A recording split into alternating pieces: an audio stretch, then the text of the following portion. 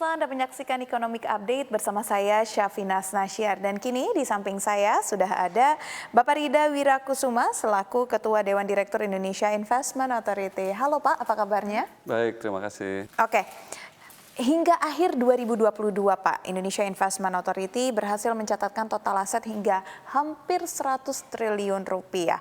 Boleh dielaborasi Pak, ini dana datang dari mana saja dan diinvestasikan ke instrumen apa aja? Jadi kan kita itu sebetulnya baru banget ya, dimulai tahun 2021 tanggal 16 Februari lah. Jadi kasarnya itu kalau secara korporasi kita masih bayi lah gitu kasarnya kan. Nah kita tuh ada 4 fokus, ada di infrastruktur, ada di digital, ada di healthcare, dan ada juga di energi terbarukan, energi transformation between fossil fuel ke energi terbarukan ya. Nah, kita waktu itu kan dikasih modal tuh 75 triliun. Ya syukurlah kita bisa mencapai 100 triliun itu karena kita sudah menginvestasikan di keempat lini industri itu. Jadi ada yang kalau di infrastruktur ya saya sebut ya, ada yang di sektor pelabuhan, jalan tol, ya. Lalu juga ada yang mungkin nggak terlalu obvious itu adalah logistic infrastructure, jadi modern warehouse contohnya. Itu dari infrastruktur. Kalau yang dari healthcare, kita kan waktu itu masuk bersama-sama Sovereign Wealth Fund juga partner kita ke Kimia Farma. Itu kan adalah salah satu farmasi terbesar di Indonesia. Kita sekarang juga sedang melirik, mudah-mudahan bisa masuk ke industri rumah sakit yang terbesar. Itu yang kedua yang di healthcare. Yang ketiga di digital itu ada beberapa yang kita masuk. Satu yang digital infrastruktur, kita masuk ke telco tower ya bersama-sama rekan-rekan Sovereign Wealth Fund yang lain juga. Dan juga ada digital commerce. Kalau digital commerce sudah tahu lah yang kita sebetulnya masuk ke Traveloka saat itu. Dan yang terakhir itu di energi terbarukan, kita masuk ke the largest geothermal company di Asia sebetulnya, juga bersama-sama salah satu pemain terbesar di dunia ya. Jadi dari hasil itu, kita itu kan sebetulnya role-nya ada beberapa. Yang pertama itu yang paling penting, itu bagaimana kita itu bisa memberikan keyakinan kepada investor asing dan dalam negeri sebetulnya untuk berinvestasi di Indonesia, mengembangkan pembangunan Indonesia, tapi dari skema ekuitas gitu, jadi bukan skema utang gitu, jadi tidak memberatkan neraca pembayaran kita lah gitu. Nah memang kalau kita menjual aset atau bukan menjual aset ya, mengundang investasi itu kan lebih berat dari utang gitu, karena kan mereka harus bersama-sama melihat resikonya dengan kami gitu. Iya, iya. Kalau misalkan dibandingkan dengan tahun 2021 ya, ini peningkatannya berarti kan total asetnya 26,4%. Sebenarnya kalau kita compare dengan tahun sebelumnya, apa yang dilakukan hingga akhirnya nih peningkatan ini benar-benar terjadi? Iya, gini, tadi kan saya sudah sebutkan ya ke Mbak Syaf ya, bahwa Indonesian Investment Authority itu, INA ini ya, itu kan masih baik nih ya gitu. Jadi sebetulnya pergerakan penaikan itu walaupun terus terang kami cukup gembira dengan kenaikannya yang lumayan tinggi, itu masih kecil banget lah gitu kasarnya. Jadi apa yang kita lakukan itu sebetulnya ada beberapa hal. Yang pertama sebagai organisasi baru itu Sovereign Wealth Fund itu kan diciptakan untuk sebagai dana abadi ya, untuk anak cucu kita ke depan gitu kan. Nah jadi kalau bayi yang ingin belajar merangkak terus lari terus bisa terbang itu kan fundamentalnya basisnya kan harus kuat ya. Gitu. Jadi itu yang kita lakukan. Jadi tahun pertama itu terus terang waktu kita diangkat itu cuma kita berlima dengan selembar kertas udah gitu. Tapi disitulah kita terus membangun organisasi, membangun peraturan, membangun network gitu, dan membangun keyakinan dan confidence dari mancanegara dan juga investor dalam negeri yang bisa juga ya kita investasi di Indonesia bersama-sama dengan INA gitu. Jadi the difference between 2021 dan 2022 itu memang tahun 2021 tentunya kita betul-betul membangun rumah dulu yang baik gitu kan. That's what we did gitu. Tapi setelah kita itu berhasil melakukan satu investasi bersama-sama, dua investasi bersama-sama, 2022 itu lebih kenceng lah larinya gitu. Ya, karena fundamentalnya sudah kuat. Ya. Rumah itu udah jadi. Ya. Kalau mau dibilang itu selalu kan masih ada perbaikan lah, Ya, tapi pasti. tentunya that's what we did gitu loh. Dan 2023 itu lebih cepat lagi dari tahun 2022 gitu. Kalau target di tahun 2023 Pak, apakah ada sektor-sektor tertentu di luar dari 4 sektor yang tadi Bapak sebutkan? Enggak sih. Jadi sebetulnya kalau sektor 4 yang saya sebutkan itu kan sektor besar-besar semua.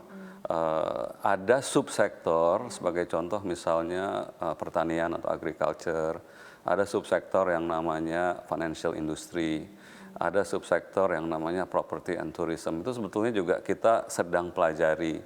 Tapi tetap yang 4 itu aja belum habis-habis gitu loh kasarnya.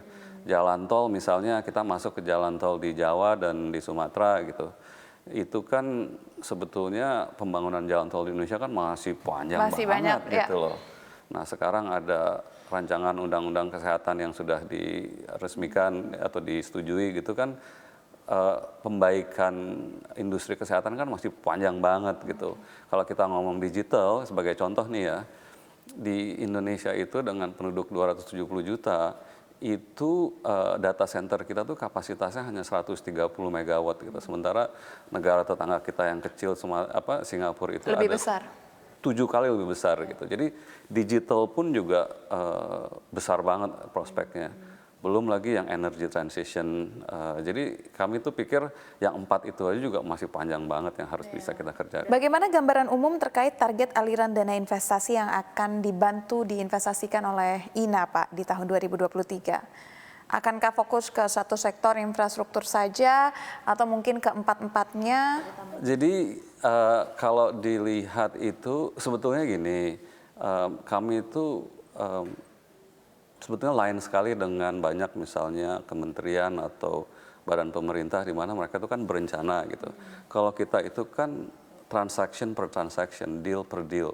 Nah jadi kalau deal per deal itu atau transaction per transaction itu kan agak lebih susah diprediksi gitu. Karena misalnya nih kita ingin masuk ke bidang kesehatan ya. Nah, tapi untuk mencari transaksi yang betul-betul bisa diinvest dengan harga yang pantas, dengan skema investasi yang baik yang bisa diterima on the win-win situations untuk target investee company-nya, misalnya perusahaan yang di Indonesia, dan juga bisa diterima oleh calon investor, itu kan melalui negosiasi yang panjang. Jadi kalau misalnya ditanya apakah merata apa enggak, sih sebetulnya kalau memang opportunity-nya ada ya oke, kalau enggak kita akan amat sangat berhati-hatilah untuk bisa masuk ke 4 sektor itu. Nah dari 4 sektor ini mana yang paling dominan Pak? Sekarang itu secara jumlah infrastruktur mungkin sekitar 40% lah gitu kasarnya. Tapi digital sekitar 20-30%. Tapi ini akan berubah-berubah ya. Jadi misalnya sekarang target investasi kita di kesehatan itu cukup banyak gitu loh. Sementara infrastruktur dan digital juga cukup banyak. Nah di digital itu kami sedang melirik-lirik nih. Tadi kan saya kasih data mengenai data center, belum lagi fiber optics gitu, belum lagi yang lain-lainnya. Energi terbarukan kita sudah masuk ke perusahaan geothermal gitu kan.